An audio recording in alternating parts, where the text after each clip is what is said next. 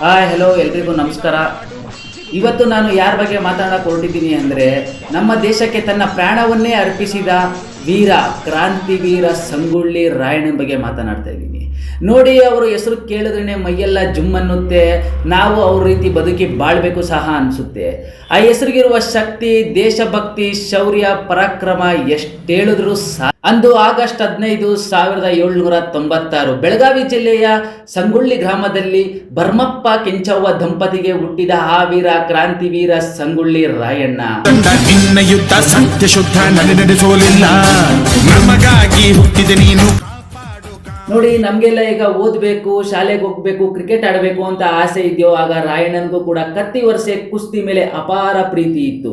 ಅವರ ಪ್ರೀತಿಯ ಅಚ್ಚುಮೆಚ್ಚಿನ ಗೆಳೆಯರಾದ ಬಿಚ್ಚಿಗತ್ತಿ ಚೆನ್ನಬಸಪ್ಪ, ಅಮಟೂರು ಬಾಳಪ್ಪ ಇವರೆಲ್ಲರೂ ಕೂಡಿ ಕತ್ತಿ ವರ್ಷೆ ಕುಸ್ತಿ ತುಂಬಾ ಶ್ರದ್ಧೆ ಭಕ್ತಿಯಿಂದ ಕಲಿತಿದ್ರು.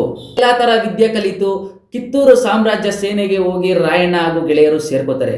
ಸೇರಿದ ಕೆಲವೇ ದಿನಗಳಲ್ಲಿ ರಾಯಣ್ಣನ ದೇಶಭಕ್ತಿ, ಧೈರ್ಯ, ಶೌರ್ಯ, ಪರಾಕ್ರಮವನ್ನು ಕಂಡು ರಾಣಿ ಚೆನ್ನವ್ವ ರಾಯಣ್ಣನನ್ನು ಬಲಗೈ ಬಂಟನಾಗಿ ಕೂಡ ನೇಮಕ ಮಾಡ್ಕೊಂಡಿರ್ತಾರೆ. ಕಿತ್ತೂರು ಸಂಪದ್ಭರಿತವಾದ ಸಾಮ್ರಾಜ್ಯವಾದುದರಿಂದ ಬ್ರಿಟಿಷರಿಗೆ ಕಿತ್ತೂರಿನ ಮೇಲೆ ಕಣ್ಕುಕ್ಕುತ್ತೆ. ಸೆಪ್ಟೆಂಬರ್ 13, 1824 ಬ್ರಿಟಿಷ್ ಕಲೆಕ್ಟರ್ ಥ್ಯಾಕ್ರೆ ಅನ್ನೋನು ಕಿತ್ತೂರು ಸಾಮ್ರಾಜ್ಯಕ್ಕೆ ಭೇಟಿ ನೀಡಿರ್ತಾನೆ. ಭೇಟಿ ನೀಡದಲ್ದೇನೆ ರಾಣಿ ಚೆನ್ನವ್ವನಿಗೆ ನೀವು ನಮಗೆ ಕಪ್ಪ ಕೊಡಬೇಕು ಅಂತ ಬೇಡಿಕೆ ಸಹ ಇಟ್ಟಿರ್ತಾನೆ. ಆಗ ರಾಣಿ ಚೆನ್ನಮ್ಮ ಕೋಪಗೊಂಡು ನಾವ್ಯಾಕೆ ನಿನಗೆ ಕೊಡಬೇಕು ಕಪ್ಪ ಅಂತ ಹೇಳಿ ವಾದ ಪ್ರತಿವಾದ ಕೂಡ ಆಗಿರುತ್ತೆ. ಹೀಗೆ ತಿಂಗಳು ಕಳೆದಂತೆ ಬ್ರಿಟಿಷ್ ಅವರು ಕಿತ್ತೂರಿನ ಸಾಮ್ರಾಜ್ಯದ ಮೇಲೆ ಯುದ್ಧ ಕೂಡ ಘೋಷಣೆ ಮಾಡ್ತಾರೆ. ಯಾಕೆ ಘೋಷಣೆ ಮಾಡ್ತಾರೆ ಅಂತ ಹೇಳಿದ್ರೆ, ಅದೊಂದು ಬ್ರಿಟಿಷ್ ಅವರು ತಂದಿರೋ ಒಂದು ಕಾಯ್ದೆ. ಯಾವ ಕಾಯ್ದೆ ಅಂತ ಹೇಳಿದ್ರೆ, ದತ್ತು ಮಕ್ಕಳಿಗೆ ಹಕ್ಕಿಲ್ಲ, ಇಂಗ್ಲಿಷಲ್ಲಿ ಡಾಕ್ಟ್ರಿನ್ ಆಫ್ ಲ್ಯಾಪ್ಸ್ ಅಂತ ಕೂಡ ಹೇಳ್ತಾರೆ. ಅಕ್ಟೋಬರ್ 23, 1824 ಬ್ರಿಟಿಷ್ ಅವರು ಕಿತ್ತೂರು ಸಾಮ್ರಾಜ್ಯದ ಮೇಲೆ ಮೊದಲ ಯುದ್ಧ ಕೂಡ ಘೋಷಣೆ ಮಾಡ್ತಾರೆ. ಆ ಯುದ್ಧದಲ್ಲಿ ಕಿತ್ತೂರು ಸಾಮ್ರಾಜ್ಯ ಭರ್ಜರಿ ಯುದ್ಧ ಗೆಲುವನ್ನು ಸಾಧಿಸ್ತಾರೆ. ಗುರಿಕಾರ ಅಮಟೂರು ಬಾಳಪ್ಪ ಅವರು ಥ್ಯಾಕ್ರೆಯ ತಲೆಯನ್ನು ಚೆಂಡಾಡಿರ್ತಾರೆ.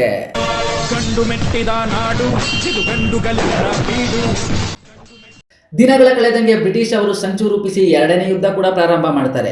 ಡಿಸೆಂಬರ್ 23, 1824 ಯುದ್ಧ ಪ್ರಾರಂಭವಾದ ಕೆಲವೇ ದಿನಗಳ ಹಿಂದೆ ಮಲ್ಲಪ್ಪ ಶೆಟ್ಟಿ ಹಾಗೂ ವೆಂಕಟರಾವ್ ಈ ಇಬ್ಬರು ಕಿಡಿಗೇಡಿಗಳು ಬ್ರಿಟಿಷರ ಎಂಜಲಿ ಕಾಸಿಗೆ ಕೈವೊಡ್ಡಿ ಕಿತ್ತೂರು ಸಾಮ್ರಾಜ್ಯದ ಪಿರಂಗಿಗೆ ಸಗಣಿ ನೀರೇರಿಸಿರ್ತಾರೆ. ಈ ಕಾರಣದಿಂದ ಕಿತ್ತೂರು ಸಾಮ್ರಾಜ್ಯ ಸೋಲನ್ನು ಅನುಭವಿಸುತ್ತೆ. ತಾಯಿ ತನ್ನ ಮಗುವಿಗೆ ವಿಷ ಉಣಿಸಿದಾಗೆ ನಮ್ಮಂದಿ ನಮ್ಗಾ ಮೋಸ ಮಾಡಿರ್ತಾರೆ. ಈ ಮೋಸ ಮಾಡಿದ ಕಾರಣ ಕಿತ್ತೂರು ಸಾಮ್ರಾಜ್ಯ ಎರಡನೇ ಯುದ್ಧದಲ್ಲಿ ಸೋಲನ್ನು ಕೂಡ ಅನುಭವಿಸುತ್ತೆ. ಕಿತ್ತೂರು ಸಾಮ್ರಾಜ್ಯ ಯುದ್ಧದಲ್ಲಿ ಸೋತ ನಂತರ ರಾಣಿ ಚೆನ್ನಮ್ಮನನ್ನು ಹಾಗೂ ರಾಯಣ್ಣನನ್ನು ಜೈಲಿಗೆ ಹಾಕುತ್ತಾರೆ. ಕೆಲವು ವರ್ಷಗಳ ಕಳೆದಂತೆ ರಾಯಣ್ಣನನ್ನು ಬಿಡುಗಡೆ ಕೂಡ ಮಾಡ್ತಾರೆ. ರಾಯಣ್ಣ ಬಿಡುಗಡೆ ಆದ ದಿನವೇ ರಾಯಣ್ಣ ಸೈನ್ಯವನ್ನು ಕಟ್ಟಿ ಮಾರು ವೇಷದಲ್ಲಿ ರಾಣಿ ಚೆನ್ನಮ್ಮನ ಬಳಿ ಹೋಗಿ ಆಶೀರ್ವಾದ ಪಡೆದುಕೊಂಡು ಬರುತ್ತಾರೆ. ರಾಣಿ ಚೆನ್ನಮ್ಮನಿಗೆ ರಾಯಣ್ಣ ಒಂದು ಮಾತನ್ನು ನೀಡುತ್ತಾರೆ. ಅವ್ವ, ನಾನು ಈ ಬ್ರಿಟಿಷರನ್ನು ಓಡಿಸಿ ನಮ್ಮ ಕಿತ್ತೂರಿನ ಮೇಲೆ ನಂದಿ ಧ್ವಜ ಹಾರಿಸುವೆ ಎಂದು ಭಾಷೆ ನೀಡಿ ಬರುತ್ತಾರೆ.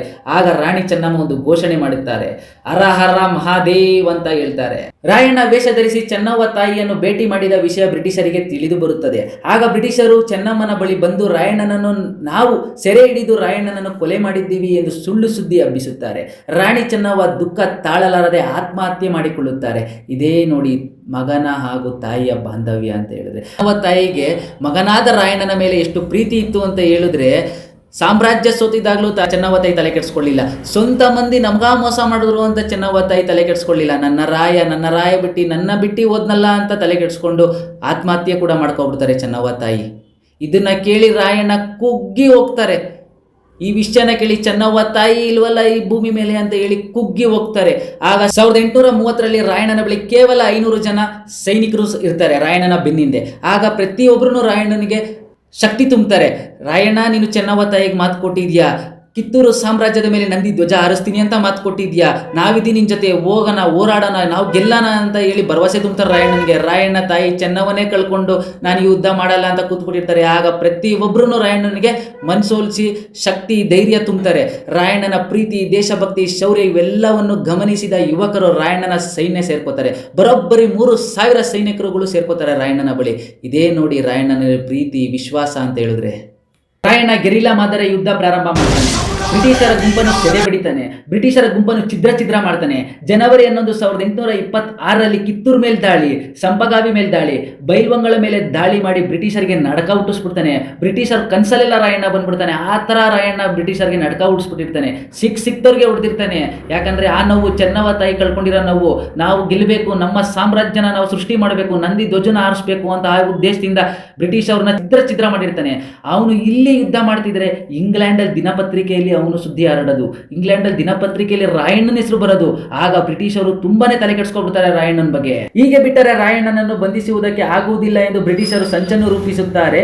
ಆಗ ರಾಯಣ್ಣನನ್ನು ಯಾರು ಹಿಡಿದು ಕೊಡುತ್ತಾರೋ ಅವರಿಗೆ ಕಿತ್ತೂರಿನ ಅರ್ಧ ಸಂಪತ್ತನ್ನು ನಾವು ನೀಡುತ್ತೇವೆ ಎಂದು ಬ್ರಿಟಿಷರು ಘೋಷಣೆಗಳ ಮೂಲಕ ಪತ್ರಿಕೆಗಳು ಹಂಚುತ್ತಾರೆ ಇಡೀ ಕಿತ್ತೂರಿಗೆ ಹಾಗೂ ಇಡೀ ಭಾರತ. ಆಗ ಎಂಜಲು ಕಾಸಿಗೆ ಕೈ ಒಡ್ಡಿ ಸ್ವಂತ ರಾಯಣ್ಣನ ಮಾವ ಲಕ್ಕಪ್ಪ ಈ ಕಾರ್ಯಕ್ಕೆ ಕೈ ಚಾಚುತ್ತಾನೆ.